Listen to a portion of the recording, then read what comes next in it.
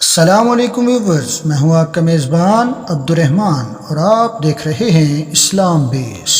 Viewers, آج ہم جس بارے میں بات کریں گے وہ ہے آدم علیہ السلام کی پیدائش اور فرشتوں کا آدم کو سجدہ کرنا اور شیطان کا انکار۔ ان سب کے بارے میں جاننے کے لیے بنے رہیں ویڈیو کے آخر تک۔ اللہ تعالیٰ نے حضرت آدم علیہ السلام کو مٹی سے پیدا کیا اور ان کا خمیر تیار ہونے سے پہلے فرشتوں کو اطلاع دی کہ وہ جلد ہی مٹی سے ایک مخلوق پیدا کرنے والا ہے جسے وہ تیار کرے گا، بشر کہلائیں گے، زمین میں خلافت کا شرف حاصل کریں گے۔ آدم کے خمیر کو مٹی سے گوندا گیا تھا اور اسے ایک ایسی مٹی سے گوندا گیا تھا جو ہر وقت نئی تبدیلیوں کو قبول کرنے والی تھی۔ جب یہ مٹی سخت ٹھکری کی طرح آواز اور کڑکنے لگی تو اللہ تعالیٰ نے اس لاش میں روح پھونکی اور وہ گوشت بن گئی۔ وہ گوشت ہڈیوں اور پٹھوں سے بنا ایک زندہ انسان بن گیا اور ارادہ، شعور، حواس، عقل اور بدیہی جذبات اور خصوصیات کے مالک کے طور پر ظاہر ہونے لگا۔ پھر فرشتوں کو حکم دیا کہ وہ اس کے آگے سجدہ کریں اور فوراً تمام فرشتوں نے اطاعت کی، لیکن ابلیس شیطان نے غرور اور تکبر سے صاف انکار کر دیا۔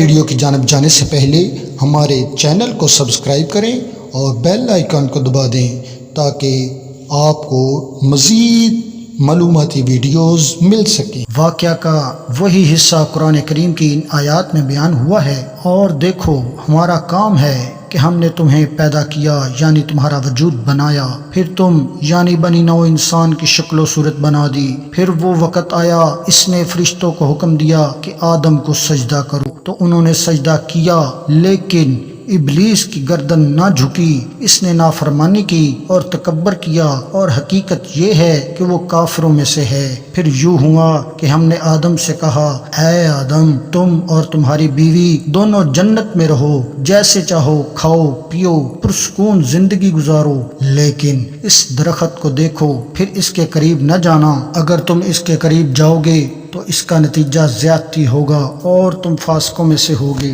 سب نے سجدہ کیا لیکن ابلیس سجدہ کرنے والوں میں شامل نہیں تھا، اور حقیقت یہ ہے کہ ہم نے انسان کو خمیر مٹی سے پیدا کیا جو خشک ہو کر بجتی ہے، اور ہم نے اس سے پہلے جنوں کو جلتی ہوا کی گرمی سے پیدا کیا تھا۔ اور اے نبی، جب ایسا ہوا کہ تمہارے رب نے فرشتوں سے کہا کہ میں خمیری مٹی سے پیدا کرنے والا ہوں جو سوکھ کر بجنے لگتی ہے، میں بنی نوع انسان کا خالق ہوں، تو جب ایسا ہو کہ میں اسے درست کر دوں یعنی وہ وجود تکمیل کو پہنچ جائے اور اس میں اپنی روح پھونک دوں تو تم سب اس کے آگے جھک جاؤ۔ تو سب فرشتوں نے اس کو سجدہ کیا سوائے ایک ابلیس کے، اس نے سجدہ کرنے والوں میں شامل ہونے سے انکار کر دیا۔ اور جب ایسا ہوا تھا کہ ہم نے فرشتوں کو حکم دیا تھا آدم کے آگے جھک جاؤ، اور سب جھک گئے تھے مگر ابلیس نہیں جھکا تھا، وہ جنوں میں سا تھا، بس اپنے پروردگار کے حکم سے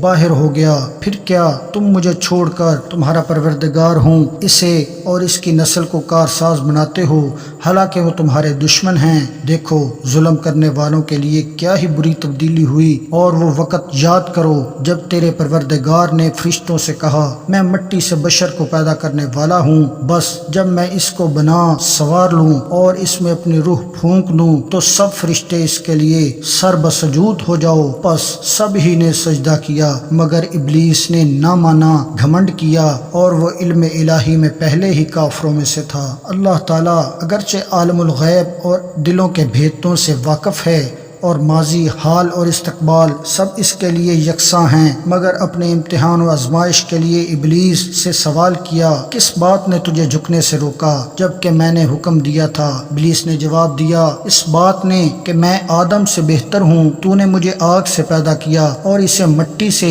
شیطان کا مقصد یہ تھا کہ میں آدم سے افضل ہوں، اس لیے کہ تو نے مجھ کو آگ سے بنایا، اور آگ بلندی اور رفعت چاہتی ہے اور آدم مخلوق خاکی بھلا خاک کو آگ سے کیا نسبت، اے خدا پھر یہ تیرا حکم کہ ناری خاکی کو سجدہ کرے کیا انصاف پر مبنی ہے؟ میں ہر حالت میں آدم سے بہتر ہوں، لہٰذا وہ مجھے سجدہ کرے، نہ کہ میں اس کے سامنے سر بسجود ہوں۔ مگر بدبخت شیطان اپنے غرور و تکبر میں یہ بھول گیا جب تو اور آدم دونوں خدا کی مخلوق ہو تو مخلوق کی حقیقت خالق سے بہتر خود وہ مخلوق بھی نہیں جان سکتی۔ وہ اپنی تمکنت اور گھمنڈ یہ سمجھنے سے قاصر رہا کہ مرتبہ کی بلندی و پستی اس مادہ کی بنا پر نہیں ہے جس سے کسی مخلوق کا خمیر تیار کیا گیا، بلکہ اس کی ان صفات پر ہے جو خالق کائنات اس کے اندر ودیت کی ہے۔ بہرحال شیطان کا جواب چونکہ غرور و تکبر کی جہالت پر مبنی تھا، اس لیے اللہ تعالیٰ نے